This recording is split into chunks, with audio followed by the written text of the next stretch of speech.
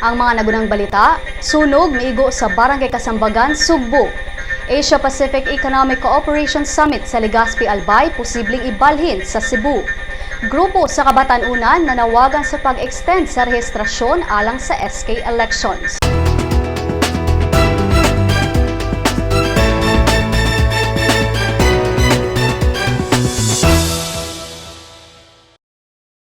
Mayong utusugbog sa mga nagsunod ng among pagsibiya, Huwebes karon Setyembre 25, tuig 2014. Kini si Jai Sandoval, magatod kaninyo mga nagunang balita.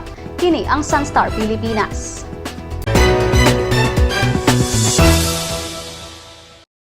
Sunog miigo sa Sitio Paradise 2 sa Barangay Kasambagan, Sugbo, kagalingang buntag.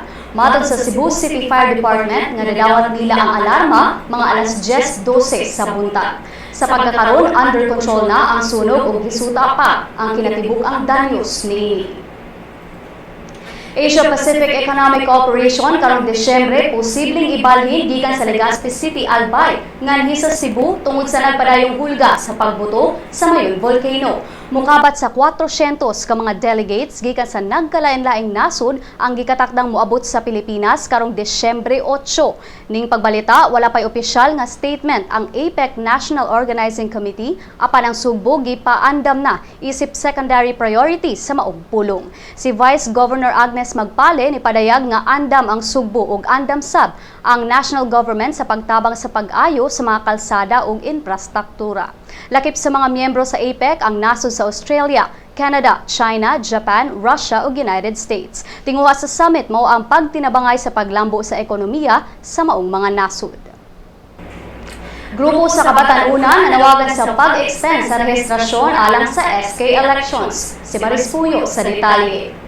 Hangyo sa Akbayan News sa Cebu nga extend ang voters registration alang sa SK election sunod tuig, posibleng i-deny. Kini matud ni Cebu City North District Election Officer Attorney Marshall Sarno. Ang Akbayan una nang nanawagan sa COMELEC sa pag-extend sa rehistrasyon tungod daw kay dili available ang kasagaran sa mga kabatanunan tungod sa ilang klase. Apan sigon ni Sarno, abli ra gihapon ilang buhatan matag Sabado o Domingo. Dugang niya, andam silang mo-accommodate og por lo menos 300 ka nga aplikante matag adlaw. Matod sab ni Carlo Cabitingan sa Cebu City Youth Development Council, doon na resolusyon nga gipasa alang sa pagmando sa Association of Barangay Councils nga mohatag og buses o sakyanan sa pagtransport sa mga kabatanunan gikan sa barangay ngadto sa buhatan sa COMELEC. Ang 9-day registration nagsugod niadtong September 20 ug mulanat hangtod sa September 29. Ang sagunian ng kabataan elections naglangkob sa mga kabatanunan nga nag-edad gikan sa 15 ngadto sa 17 anyos. Cebu City Disaster Risk Reduction and Management Council napalaka sa mga natalang seismic movement sa Sugbo gikan Agosto hangtod Setyembre nito iga. Si Konsehal Dave Tumula, presiding officer sa CDRRMC, nibutyag nga naalarma siya sa na-monitor sa Cebu City Command Control Center kung C3 nga 25 ka mga tremors matag adlaw. Ang C3 nakamonitor og mga seismic movements gikan Agosto 27 hangtod Setyembre 28. Sa na-monitor sudod sa duha ka semana, natala ang intensity 3 sa August 27, August 28 ug September 2. Samtang 31 ka mga seismic movements ang natala sa upat ka mga adlaw, din kasagarang mitala og intensity 1 ug 2. Apan base sa reply ni FIVOX Director Renato Solidum sa suwat ni Tumulak nga ang mga na-monitor nga movements sa Command Control Center dili linog kundi mga vibrations nga gikan sa kusog nga hangin, mga moving components sa mga building o mga estruktura. Apan bisan pa man nga ningon si Solidum nga dili linog ang indikasyon sa mga natalang intensities, si Tumulak niingon nga kinahanglang magpabiling maigmaton ang katawhan. Tree pollution sa gatusan ka mga lugar sa Mindanao musuway sulod sa World Guinness Record. Si Maris Puyo sa detalye. Mukabat sa 200,000 ka mga Mindanaoans ang ikatakdang musalmot sa Tree Evolution ugma. Ang Mindanao-wide tree planting event nagtinguha sa pagsulod sa Guinness World Record sa kinadaghanang kahoy nga natanom sulod lang sa usa ka oras. Sa pag-alliance sa Mindanao Development Authority, DENR, Agriculture Department ug DILG, labing unang tumong sa kalihukan mao ang makatanom og 4.636 milyon ka mga kahoy. 529,000 seedlings sa Zamboanga, 381,500 sa Northern Mindanao, 2.24 million sa Davao Region, 516,500 sa Soxargen, 595,815 sa Caraga, ug 74,500 sa Autonomous Region of Muslim. Samtang andam na sab ang habig sa kapulisan alang sa seguridad sa mga partisipante. Our brigades and battalions to directly coordinate with respective CENROS so that they can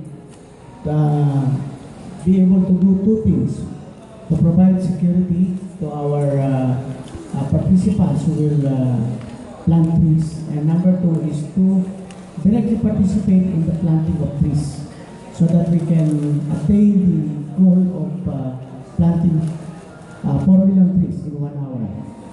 On the division headquarters, we have also directly coordinate with the regional director of DNR, and at the same time, we are also directly participating in the planting of trees. And for 1 hour, the Hotel Infantry Division will be dedicating its resources, people, time to ensure that we will contribute in the success of this very noble cause. DENR Central Visayas may rekomendar sa pagbato ng mga lugar nga himuong recharge areas alang sa groundwater sources alang sa pagkunhod sa baha sa Metro Cebu. Si Dr. Isabelo Montejo, Executive Director sa DENR 7, niingon nga kung magbaton og mga recharge areas, dili lang masolusyonan ang problema sa baha, apan mapausbaw pa ang groundwater sources nga mao'y gigamit sa Metropolitan Cebu Water District kon MCWD. Si Montejo mao'y guest speaker atol sa 14th General Assembly sa Cebu Federation of Beat Journalists kagahapon. Din iyang gituki ang baha nga milunop sa Metro Cebu hilabi na sa miaging semana atol sa pag-igo ni Bagyong Mario. Ang DENR 7 niingon nga ang dili taro nga land development ug conversion sa mga urban areas sa Sugbo mao'y lakip sa mga hinungdan sa padayong pagbaha sa Metro Cebu. Sigo ni Montejo nga usa sa mamahimong paagi aron mapungan ang pagbaha mao ang pagtukod og catchment facility sama sa mga gagmayng dam. Makatabang sab ang taro nga solid waste management sa pagpugong sa baha sa mga urban areas. Gilas Pilipinas makigharong sa Iran karong hapon. Si Rhea Capuyan sa report. Mosagubang og malisod nga tahas ang Gilas Pilipinas sa ilang pagpakigbatok sa gikahadlokang Iran karong hapon sa 2014 Asian Games basketball event sa Hwaseong Sports Complex sa Incheon, South Korea. Nakasiguro naman tuod sila og pwesto sa quarterfinals, human nila gipangbuntog ang India 85-76 sa primero nilang tahas, apan ang Gilas nagkinahanglan gihapong mudaog batok sa Iran aron makabaton sila og mas maayong posisyon sa top 8. Gawas pasab, siguradong makahatag og dugang kadasig sa Gilas kung ilang mabuntog ang Iran alang sa pangandoy niining makalangkat pagbalik og korona sa Asian basketball human sa dugayng panahon. Ang Amerikanong coach sa India nga si Scott Fleming nagtuo nga adunay puruhan ang Gilas nga makalupig sa Iran kung mangigo ang mga tirador niini sa gawas. Kung tira sa gawas ang hisgutan, ang Gilas magsalig og maayo nila ni Jeff Chan, Gary David, Jimmy Alapag, L.A. Tenorio, lakip na nila ni Gabe Norwood o Granidel de Ocampo. Gawas sa tira sa gawas, nidugang si Fleming nga ang kaabtik sa duwa sa Gilas mausab ang posibleng magpadaog niini batok sa Iran. Ang Gilas ug Iran parihong nagtinguhang haroson ang ilang duha ka mga tahas sa Group E. Ang Iran magsalig sa ilang team captain nga si Samad Neka Barami ug kanhi NBA player Hamid Haddadi. Kini si Rhea Capuyan alang sa Sunstar Pilipinas. O gani ang mga balita gikan sa ubang parte sa nasod.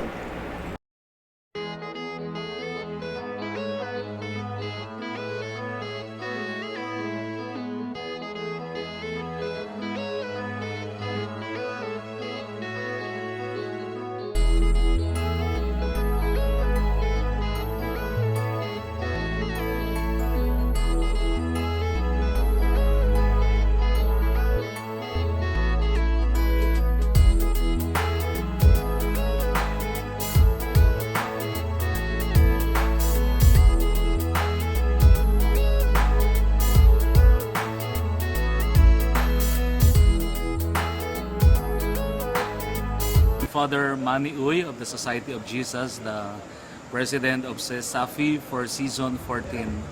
Supporters and fans of CESAFI, please watch the live streaming of CESAFI, which is being sponsored by the website of Sunstar. God bless you all. Sa atong pagbalik, ang balitang showbiz. Mga kabisdak! Anian na ang atong magazine! Bisdak! Kabisdak ato ani gikan sa bagatan hangtod norte. Isan asa, mapadpad, bisayang dako, makalupad. Mahigugmaon, matinahuron, matinabangon, mapasigar buhok. Bisayang dako, ehemplo sa maayong lumulupyo. Anian na bay? Ato ni bay? Original ni bay? Bisdak Magazine ni bay? Ang Bisdak Magazine mapalit sa Newsboys ug sa inyong suking tindahan. Had your daily dose of Sunstar News? Good news! Sunstar's e-paper has a 7-day trial version. You can now check on the recent headlines on your desktops, tablets, or smartphones. From the hottest news to the latest updates on any publication. You may register with the following steps. First, go to the website www.sunstar.com.ph. Click the e-paper button on the upper right corner of the page. Click the subscribe button of the new user icon. Fill in the required field of information for registration. Once you're done, don't forget to mark the I have read and agreed to the terms of use and the privacy policy. Click Next. Step 2 will let you choose your type of subscription. Since you're subscribing for the free version, click on the Sunstar Cebu free trial. Click Next. The end of the registration will lead you to the page of today's headlines. Enjoy your 7-day free trial subscription. For more information, visit www.sunstar.com.ph.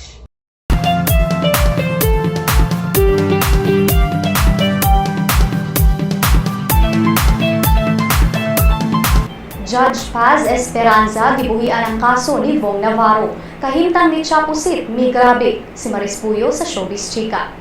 Formal nang nibiya si Judge Paz Esperanza Cortez sa kaso ni Vong Navarro usa ka semana human iyang gitugutan nga makapiyansa si Cedric Lee og kaubanan sa kantidad nga 500,000 pesos matag usa. Ang abogado ni Lee nga si Howard Calleja nakurat sa desisyon ni Cortez apan walay rason nga gihatag si Cortez sa iyang pag-inhibit. Gisaway ni Calleja ang kampo ni Navarro nga nisangat og mosyon nga pa-inhibiton si Cortez sanglit daghan sad kuno og mga resolusyon si judge nga pabor sad nilang Navarro. Si Calleja nagduda nga mao ni biya si Cortez sa maong kaso tungod sa bullying human iyang gipapiyansa si Lee, Simon Ras ug Denise Cornejo. Sa laing bahin, gihangop ni Secretary Laila de Lima ang sense of delicadeza nga gipakita ni Cortez human iyang gibuhian ang kaso ni Vong.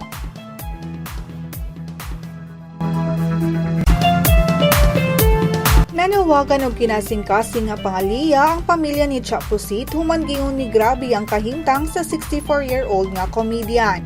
Si Chapusit gipaubos sa double heart bypass surgery niadtong September 9 sa Philippine Heart Center. Apan sigon sa anak nga si Christian Uybenki, ni grabe ang kahimtang sa iyang inahan. Nakasinati ang comedian og 2 episodes of stroke, blood clots with little brain activity. Sigon sab ni MJ Marifori sa News 5 nga naka-life support na lang karon si Chapusit. Dugan ni Christian ngadto sa mga higalang gusto mo bisita, anaa si Chapusit sa ICU sa 4th floor room 428. Sa Showbiz Chika, Maris Puyo. Alang sa uban pang Showbiz Chika, bisitaha ang celebrity.sunstar.com.ph. Sige-follow po niya sa Twitter @Sunstar Showbiz.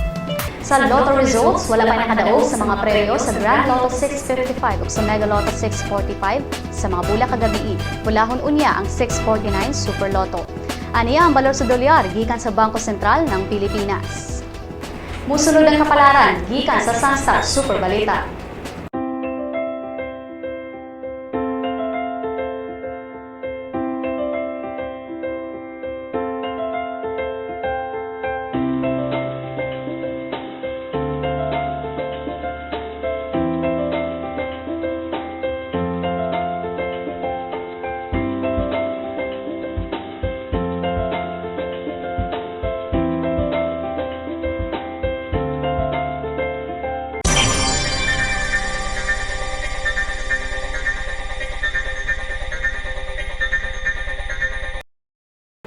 Dili natapos ang atong mga balita karong adlaw. Alang sa dugang pang updates, bisitaha ang www.sunstar.com.ph. I-follow sab ang among mga updates sa Twitter at Sunstar Online o sa Facebook Sunstar Philippine News. Kini si Jay Sandoval ug kini ang Sunstar Pilipinas.